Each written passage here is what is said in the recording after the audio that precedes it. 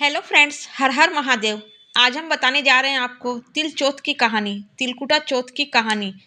एक बार माता गौरा जी ने श्री गणेश जी से पूछा, हे पुत्र, माघबदी चौथ तिल चौथ के व्रत का विधि विधान क्या है? इस चौथ का नाम तिल चौथ क्यों पड़ा? तब रिद्धि सिद्धि के दाता श्री गणपति जी बोले, हे जगत माता, इस दिन पूजा में श्री गणेश जी व चौथ माता के दिन तिल कट्टे का भोग लगाया जाता है। इसीलिए इस महीने में भालचंद्र गणेश जी का पूजन किया जाता है। पूजा की विधि में हर पूजा के समय सामान के साथ तिलकुटे का भोग लगाया जाता है। साथ ही तिल से बने हुए लड्डुओं का भोग लगाया जाता है। तिलकुट चौथ की कहानी। जिसने पूजन किया है उन्हें जरूरी है कहानी सुनना, और जिन्होंने पूजन नहीं किया है वो भी इस कहानी को सुनकर पुण्य फलों की प्राप्ति ले सकते हैं। तो आइए हम सुनाने जा रहे हैं आज तिल चौथ की कहानी। कृपा करके एक कहानी को आधा न छोड़ें, पूरा करके थोड़ा विस्तार से सुने कहानी। किसी शहर में एक सेठ सेठानी रहते थे। उनके कोई भी संतान नहीं थी। इससे दोनों दुखी रहते थे। एक बार सेठानी ने पड़ोसियों की स्त्रियों को तिल चौथ का व्रत करते हुए देखा तो पूछा, आप किस चीज का व्रत कर रही हैं? इसके करने का लाभ क्या होता है? औरतें बोली कि यह वह चौथ व्रत है जिसके करने से धन, वैभव, पुत्र, सुहाग, लक्ष्मी आदि सब कुछ प्राप्त होता है। घर में सुख, समृद्धि, शांति का वास होता है। तब सेठानी बोली कि यदि मेरे पुत्र हो जावे तो मैं चौथ माता का व्रत करके 1.25 किलो तिलकुट चढ़ाऊं। बाद में वह गर्भवती हो गई थी, तब भी भोग नहीं लगाया और चौथ माता से बोली कि हे चौथ माता, यदि मेरे पुत्र हो जाए तो मैं 2.5 किलो का तिल कुटा चढ़ाऊंगी।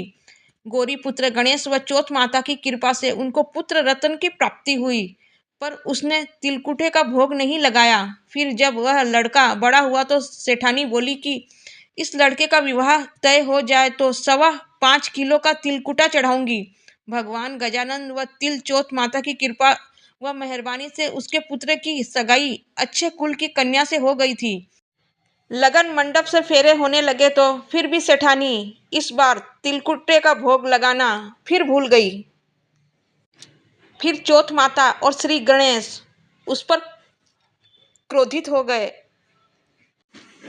अभी फेरों के वक्त वे 3 ही फेरे हुए कि चौथ माता ने अपना प्रकोप दिखाना शुरू कर दिया। वह दूल्हे राजा का अपहरण करके ले गई और गांव के बाहर पीपल के पेड़ पर लटका दिया।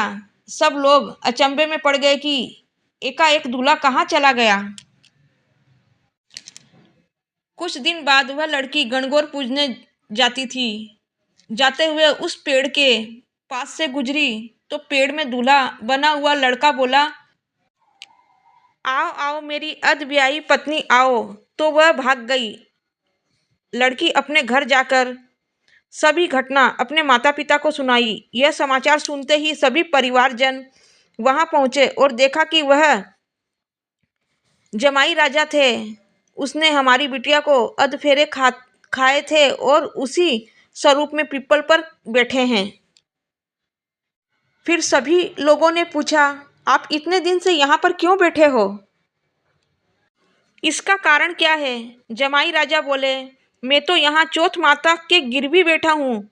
मेरी माता श्री से जाकर कहो कि वह मेरे जन्म से लेकर अभी तक के बोले हुए सारे तिलकुटे का भोग लगाकर और चौथ माता से प्रार्थना करके क्षमा याचना करे, जिससे माता की कृपा से मुझे छुटकारा मिलेगा। तब लड़के की सास ने अपनी समधन को जाकर सारा हाल सुनाया तो दोनों समधनों ने 1.25 मण का तिलकुटा श्री संकट सुवन गणपति भगवान व चौथ माता जी को विधि विधान से पूजा करके भोग अर्पण किया। साथ ही क्षमा याचना की। चौथ माता ने प्रसन्न होकर हर्षित हुई। बिजली की तरह दूल्हे राजा को वहां से उठाकर फिर वही फेरों के स्थान पर ले जाकर बैठा दिया। वर वधू के साथ फेरे हुए और वर वधू कुशल मंगल अपने घर के लिए रवाना हुए। चौथ माता की कृपा से दोनों परिवारजनों में सभी तरह से अमन, चैन, खुशहाली हुई। हे चौथ माता, जैसा उस लड़के के साथ हुआ वैसा किसी के साथ ना हो।